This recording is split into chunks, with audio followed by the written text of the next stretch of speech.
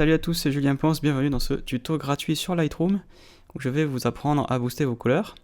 Donc améliorer le rendu des couleurs, c'est assez simple dans Lightroom et évidemment dans ce tuto je vais profiter de cette opportunité pour vous montrer une astuce. C'est d'ailleurs plutôt ça le centre du tuto. Évidemment il y a un réglage qui s'appelle vibrance et un autre qui s'appelle saturation que l'on va expliquer et qui permettent de faire ça. Mais voilà, il y a plusieurs cas de figure qui peuvent se produire sur les photos. Et il faut voir ce que ça implique d'utiliser ces glissières, et il faut voir s'il n'y a pas de nouvelles manières, en tout cas de meilleures manières de faire. Là j'ai des photos qui sont déjà retouchées, donc on va regarder aussi les avant-après, mais j'ai amené cette photo, ici on est déjà à une vibrance de 70, si je fais un avant-après, on voit que les couleurs sont un peu améliorées, mais il n'y a pas une retouche très flagrante. Donc c'est juste un départ pour ce tuto, pour vous montrer déjà la base, à savoir comment on améliore les couleurs, comment on les rend plus colorées, tout bêtement. C'est assez idiot à dire. Mais ça s'appelle la saturation en vrai. Nous, on va dire améliorer les couleurs, rendre les couleurs plus vives ou avec une aberration de langage, booster les couleurs si on veut utiliser un mot anglais. Donc par défaut, c'est comme ça. Donc c'est un peu terne, c'est un peu triste. C'est une photo qui a été prise avec un 6D, mais avec un objectif totalement hipster. C'est un truc de l'ex-URSS, un objectif Helios que l'on trouve assez facilement en Europe de l'Est. Ça commence à arriver sur eBay pour la France et d'autres pays. C'est assez facile à trouver plutôt l'Europe de l'Est, République tchèque, là en Allemagne de l'Est aussi, à Berlin notamment, où il y a une grosse communauté argentique. Donc c'est des objectifs qui sont pas chers, qui sont en soft focus, c'est-à-dire que le point est fait, là, croyez-le ou pas, sur cette photo, c'est juste que c'est pas spécialement net, quoi. Voilà, la lentille et pas de très bonne qualité, il y a des aberrations un peu partout, ça fait un flou un peu bizarre, mais bon voilà, ça donne un style et une image, en gros vous avez un Instagram dans votre boîtier réflexe quoi, en gros. Donc c'est sympa, c'est juste un peu terne quand même, donc la même chose mais avec des couleurs ce serait pas mal. Donc en gros on utilise la glissière vibrance, on pousse vers la droite, boum, il y a des couleurs, super. Mais qu'est-ce qui se passe vraiment quand on utilise la vibrance ? En fait, il y a une analyse qui se fait, la saturation de chaque pixel est analysée, et en fait la vibrance quand elle est positive, elle accentue la saturation. Mais elle l'accentue d'une manière intelligente, en l'occurrence d'une manière relative, c'est-à-dire qu'en fonction de la saturation d'origine, elle va saturer beaucoup ou peu, en fonction aussi évidemment du réglage ici. Mais à plus 100, qui est on va dire un réglage où on demande de beaucoup saturer, si la saturation existante est déjà assez prononcée, il ne va pas trop la saturer. Et ça permet de sauvegarder en fait les pixels les plus saturés pour éviter un écreutage se produise. Si on zoome sur une partie, par exemple ici, au niveau du clignotant, les pixels d'origine sont assez saturés quand même, c'est déjà assez vif comme couleur. Donc quand on pousse la vibrance, ça devient vraiment un peu plus orange, mais ça devient plus coloré, moins vite que ce que les autres pixels qui sont peu saturés le deviennent. Ça veut dire que puisque ça c'était déjà très saturé, l'algorithme a l'intelligence de ne pas le pousser trop loin. Si on utilisait saturation à la place, qui est absolue, vous voyez que non seulement on perdrait des nuances dans l'orange, mais on virerait sur le rouge. Et des pixels qui étaient différents, parce qu'ils étaient dans différentes nuances de orange, deviennent rouges et s'aplatissent avec la même valeur. C'est ce qu'on appelle un écreutage. Et donc en gros, on perd des valeurs, et on voit même ici la frange entre le orange et le magenta, qui crée une aberration qui n'était pas très visible d'origine. Elle y est, mais elle est moins visible que si on utilise la saturation. Donc la vibrance, c'est pouvoir pousser la saturation, mais d'une manière raisonnée en fait. Donc sur une image comme ça qui est assez peu saturée, mais qui a quand même des zones qui sont assez saturées, comme le vert ici, le rouge et l'orange, ça permet d'aller à plus 100 et d'être sûr de ne pas faire de bêtises. Encore une fois, on n'est pas obligé d'aller à plus 100, on peut mettre 70, et voilà, ça donne une image qui est plus intéressante. 70, je vais appuyer sur Entrée, j'ai appuyé sur Y pour vous faire un avant-après. Hop là, voilà. Donc c'est plus intéressant, appuyez sur Tab, on y voit mieux. C'était un peu triste, c'est un peu moins triste, c'est un peu plus coloré, donc ça marche mieux. Génial, bon voilà, c'est comme ça qu'on améliore les couleurs dans Lightroom. On pourrait s'arrêter là, je pourrais vous dire merci, au revoir, mais c'est pas le but. Moi je vous explique les choses un peu plus en détail. Donc on a vu que la vibrance était relative, alors vous allez me dire bon bah super, ça veut dire que la saturation on ne s'en sert jamais en fait, puisque c'est pas bien. Alors non, c'est un peu plus compliqué que ça.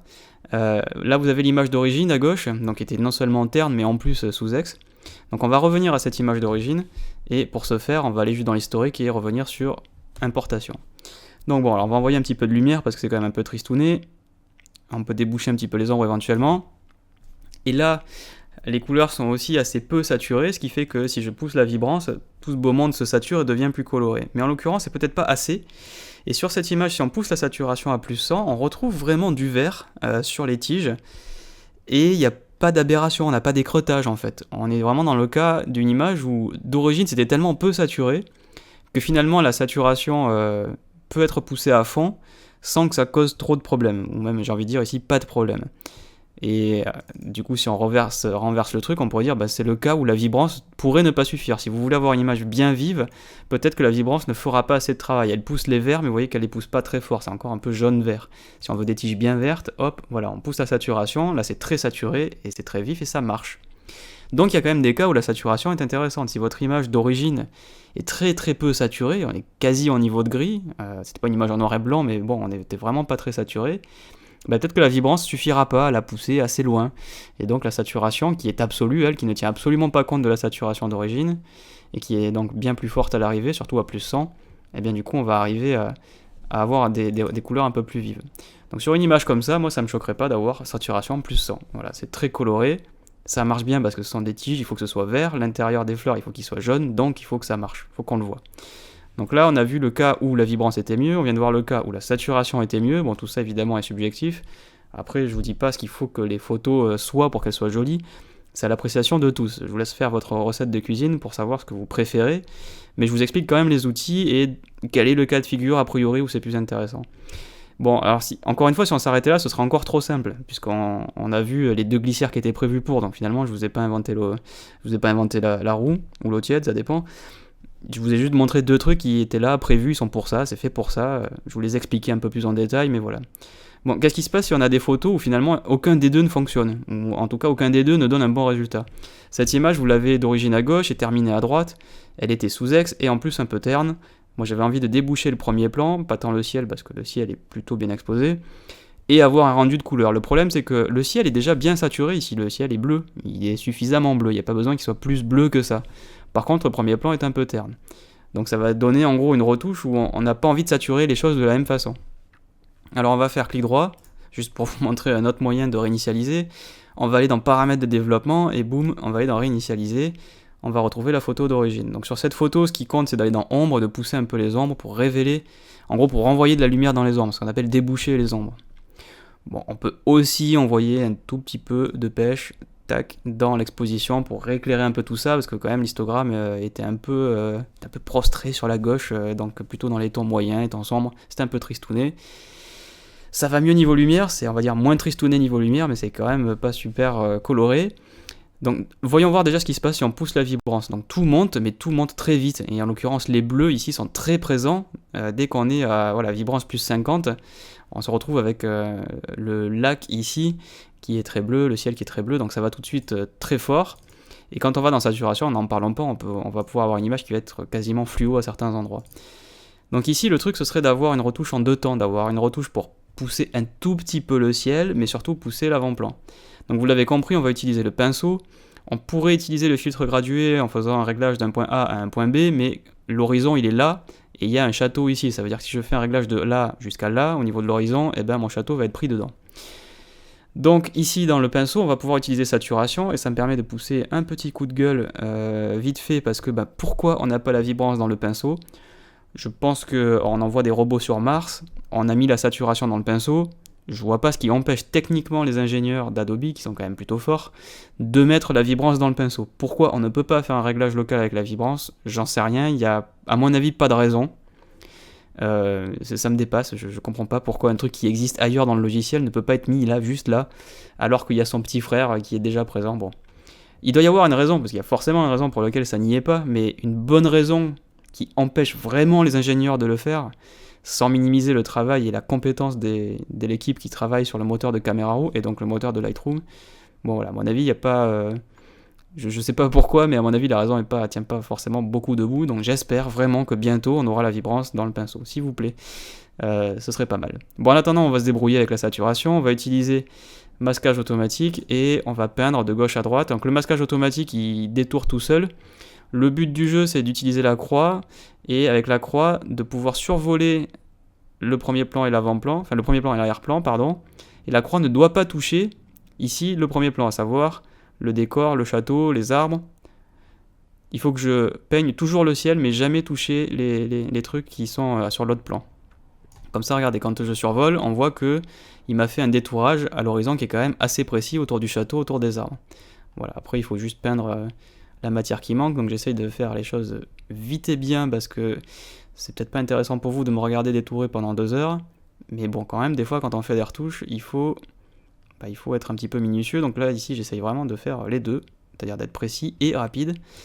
Hop, un tout petit coup entre les branches ici, regardez là, mon masque, voilà, il est pas loin d'être bien rempli, il a bien détouré, il a fait le détourage tout seul, donc ça c'est cool quand même. Donc maintenant, je peux saturer, désaturer le ciel comme je veux. Donc ici, moi je vais pousser un tout petit peu, on va mettre 20-30, et je vais faire un nouveau coup de pinceau. Et là, ce qui serait pas mal, c'est de pouvoir prendre une pastille et de l'inverser, parce que ce détourage, je l'ai déjà fait. Donc là, dans Photoshop, on ferait CTRL-I après avoir dupliqué le masque, et on aurait non plus le ciel, mais l'autre plan. Et puisque j'ai déjà détouré le ciel en fonction de l'avant-plan, ben j'aurai l'avant-plan par soustraction en fait. Ben non, dans Lightroom, il faut recommencer, et il faut redessiner, et il faut repeindre. Et c'est terrible, parce que les logiciels concurrents commencent à arriver. Darktable, par exemple, qui est gratos, permet de mutualiser les masques. C'est-à-dire, une fois qu'on a dessiné un masque dans un outil, on peut très bien le prendre dans un autre outil et l'inverser. Et donc là, ce truc que je suis en train de repeindre, là, dans Darktable, j'aurais déjà fini, par exemple. Parce que il aurait pris le ciel, il l'inverse, donc j'avais automatiquement le premier plan. Alors, je voudrais juste apporter une précision concernant les masques. J'enregistre ce morceau de vidéo après avoir enregistré le tuto. Vous le verrez d'ailleurs peut-être avec l'heure en bas. Parce que j'ai envie d'être vraiment précis dans ce que je dis dans mes tutos, donc c'est assez important. Donc effectivement, si je veux obtenir la même chose que ce masque mais inversé, je peux pas inverser de masque. On ne peut inverser un masque que si on utilise un masque radial, un filtre radial. Donc bon, déjà c'est quand même vraiment dommage. On peut dupliquer, c'est-à-dire qu'on peut prendre une épingle et on peut faire un duplicata, c'est-à-dire que là j'ai 2 épingles au même endroit, avec un réglage différent, mais du coup vous voyez que je vais pouvoir le déplacer, mais je vais pas pouvoir vraiment faire autre chose, et en plus je vais déplacer un masque, c'est-à-dire que tout le masque se déplace, et ça va pas spécialement l'inverser. Donc la technologie serait là pour mutualiser un masque. Je vous ai dit, on peut pas prendre un masque et l'inverser, enfin en tout cas à partir d'un obtenir l'autre. On peut avec le masque radial. On peut dupliquer des masques qui ont été faits au pinceau et au filtre gradué, mais on ne peut toujours pas les inverser. Donc quand même, le motif de ma plainte, il est toujours le même. C'est que ça mériterait d'avoir une fonction inversée pour pouvoir, le dupliquer facilement, qu'on puisse le déplacer et pour que l'épingle ne soit pas toujours forcément à l'endroit où on a commencé le masque, parce que là cette épingle elle est en haut à gauche, mais c'est parce que c'est là où j'ai commencé à peindre. Si je veux le mettre en bas pour me faire comprendre que j'ai fait un réglage qui concerne l'avant-plan, ça va complètement changer le pinceau. Bon, voilà, la gestion des épingles n'est pas non plus très intuitive. Donc je voulais juste rajouter ça, histoire d'être vraiment précis et ne pas vous induire en erreur. Ça ne change pas le fond. Si vous avez une méthode ultra cachée que je ne connais pas qui permet de faire ce que je vous demande, c'est-à-dire inverser un masque qui a été dessiné au pinceau sans avoir à le refaire, je suis vraiment super preneur. J'ai recherché du coup là, des infos sur le net, j'ai trouvé donc comment dupliquer un pinceau, mais ça je le savais, mais je n'ai pas trouvé comment l'inverser pour par exemple ici ne pas avoir à repeindre repeindre le premier plan alors qu'on a déjà peint pour faire le ciel. Voilà, c'était juste pour rajouter cette précision. On continue le tuto, à tout de suite. Donc cet avant-plan par contre, maintenant je peux lui le pousser un peu plus en saturation, on va mettre autour de 65, et donc maintenant j'ai pu avoir un réglage sur le ciel qui est différent de mon réglage sur l'avant-plan, et comme ça tout le monde est content. Si on avait utilisé une glissière globale, il y a tout qui bougeait en même temps et le ciel se serait retrouvé vraiment très bleu.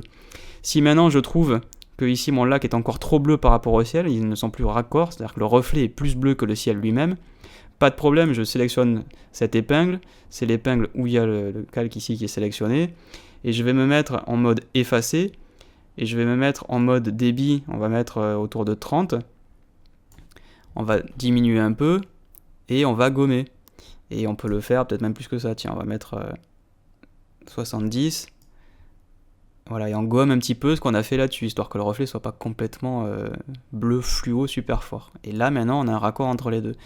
Donc des fois, pour travailler ces couleurs avec saturation et vibrance, il faut aussi passer par des masques et donc des retouches locales. Encore une fois, c'est vraiment dommage de ne pas avoir la vibrance, mais bon, on se débrouille, on le fait à la main et voilà quoi. Et vous avez vu que maintenant, cette photo par rapport à l'origine est quand même bien plus intéressante, et on a débouché les ombres et travaillé les couleurs, et en plus on a travaillé les couleurs d'une manière intelligente, c'est-à-dire en faisant juste ce qu'il fallait, là où il fallait. Donc on a encore un dernier cas de figure, et on va finir là-dessus. Donc là, vous voyez, je vous montre le avant-après, une image qui manque à la fois de lumière et de couleur. En plus, c'est un coucher de soleil, donc c'est vraiment quelque chose d'assez difficile. Donc on va appuyer sur Y pour enlever le avant-après, on va faire un clic droit et on va remettre les paramètres à 0. Donc cette retouche, elle est déjà faite puisque j'ai enregistré le tuto en anglais juste avant. Donc je sais exactement ce que ça va donner. C'est la joie de faire des tutos en bilingue, comme ça au moins je sais toujours dans le deuxième tuto exactement quelles sont les valeurs. Non, en général j'ai improvise quand même un petit peu. Donc là sur une image comme ça, pour que ça marche, il faut rester en contre-jour. Ce qui fait le sujet de cette image, c'est le contre-jour. Je ne vais pas complètement déboucher les ombres pour faire... alors je suis sur le pinceau, pardon. Je ne vais pas complètement déboucher les ombres pour faire genre cette image a été prise en plein jour. Ça peut pas marcher, ça, c'est pas crédible. Si c'est un coucher de soleil, il faut accepter qu'une partie de votre image soit bouchée et qu'on ait l'impression que la nuit tombe. Donc ici, 0 c'est vraiment bouché, on va déboucher un tout petit peu. Voilà, histoire de voir un peu plus. Mais le sujet c'est quand même l'horizon, c'est les deux bâtiments, c'est la symétrie, c'est la tour de la télé et c'est le coucher de soleil. C'est pas vraiment les voitures qui passent au premier plan, mais bon, pour éviter que ce soit complètement noir, on débouche un petit peu. Le problème c'est que toute cette zone ici qui est dans la pénombre, forcément elle n'a pas beaucoup saturé, c'est un des problèmes des capteurs d'appareil photo. Dans les basses lumières, il y a le bruit qui monte, il amplifie le signal et en plus les couleurs sont rarement saturées. Et comme en plus la température de couleur n'est pas la même au coucher du soleil que dans une journée normale, dans les ombres c'est le bleu qui monte et dans les tons clairs c'est le rouge qui monte puisque c'est la longueur d'onde qui traverse le plus. C'est pour ça qu'au coucher de soleil tout est rouge. Donc en gros on va se retrouver si on sature notre image en vibrance avec un horizon qui va être rouge et des bâtiments dans l'ombre qui vont être bleus. Et les bâtiments par contre qui sont au jour, eux vont être orange ou rouge. Donc ça donne une image vraiment bizarre, très difficile à interpréter, un petit peu indigeste. Et donc là, clairement, si vous voulez saturer votre image, je vous suggère de faire un coup de pinceau et de venir dire, je vais saturer le ciel, parce que c'est le coucher de soleil, donc il faut que là-bas ce soit jaune, orangé, ce sera plus joli. Donc vous peignez votre ciel, toujours avec le masquage automatique pour avoir une peinture sur l'horizon qui soit quand même un peu plus efficace. Donc je vais mettre... Il faudrait y passer ici un peu plus de temps parce que l'horizon avec tous les lampadaires et tout, c'est vraiment pas un cadeau là. Donc, clairement, cette retouche là, il faudrait y passer un peu de temps. Mais regardez, si je pousse déjà un petit peu, voilà, je vais saturer un peu le ciel et comme ça on voit un peu plus les zones qui nécessitent d'être prises dans le masque. Et maintenant, pour bien faire les choses, il faudrait que je remplisse tout le ciel. Donc j'essaie encore une fois de faire ça vite et bien. On va agrandir la taille et boum, on va peindre voilà, tout le haut du ciel. On fait gaffe de ne pas faire toucher la croix sur le sujet du premier plan. Là, vous voyez, je peux passer entre les deux et mordre avec mes ronds. Mais c'est la croix qui dit et qui fait l'analyse du masquage automatique. Donc tant que elle touche pas, il n'y a pas de problème. Voilà, vous voyez, on a évité les deux tours. Donc là, c'est cool. Donc on a pu saturer le ciel sans saturer le reste. Et maintenant, si on peint les bâtiments, par exemple ici, avec notre saturation, et qu'on dit j'ai envie d'avoir de la couleur, forcément on fait monter le bleu. Parce qu'on a fait exactement la même chose que si on avait utilisé la glissière. Mais, et c'est là que réside l'astuce, dans le pinceau, on peut très bien aussi jouer sur la température de couleur. Donc rien ne vous empêche de venir faire un réglage pour saturer certains éléments qui ne sont pas ceux du ciel, qui sont donc des éléments architecturaux, qui sont dans l'ombre, donc ils vont être pris dans le bleu. Et on va pouvoir retrouver de la couleur sur ces trucs-là. Mais si je pousse la saturation, on peut très bien compenser avec une température de couleur en montant vers le jaune. Et du coup, on teinte légèrement de jaune pour retrouver un raccord avec ces bâtiments-là qui, eux, ont pris la lumière et qui sont déjà jaunes. Et du coup, vous évitez d'avoir cette image bizarre où il y a des trucs qui sont jaunes, des trucs qui sont bleus et des trucs qui sont rouges. Si c'est globalement chaud, si vous avez des teintes qui varient entre le rouge, le orange et le jaune, ça se tient en fait, puisque vous avez une partie chaude et une autre partie froide qui résidera dans les verts, puisque les verts, on ne va pas les toucher, ils sont très bien. Mais au moins, vous n'avez pas ce bleu qui vient tranché avec le jaune, ça serait un peu bizarre. Une photo de nuit, vous faites un truc très cinématographique bleu-orange, pourquoi pas. Mais là, c'est pas complètement orange, c'est quand même jaune et rouge. Et d'avoir un bleu franc qui vient trancher, ça donne une image vraiment indigeste. Donc on peut pas saturer l'image de manière globale. Et c'est là que je vous conseille, moi, quand vous peignez comme ça avec la saturation, de faire varier la balance de couleurs pour pouvoir booster vos couleurs sans introduire des teintes indigestes qui seraient poussées par la saturation. Donc ça, c'était ma dernière astuce. Et vous voyez que du coup, c'est pas, finalement, si on fait le bilan, c'est pas aussi simple que de pousser la glissière vibrance. Si vous voulez pas réfléchir, vous pouvez faire ça. Mais c'est bien des fois de se poser la question, vous pouvez faire le test.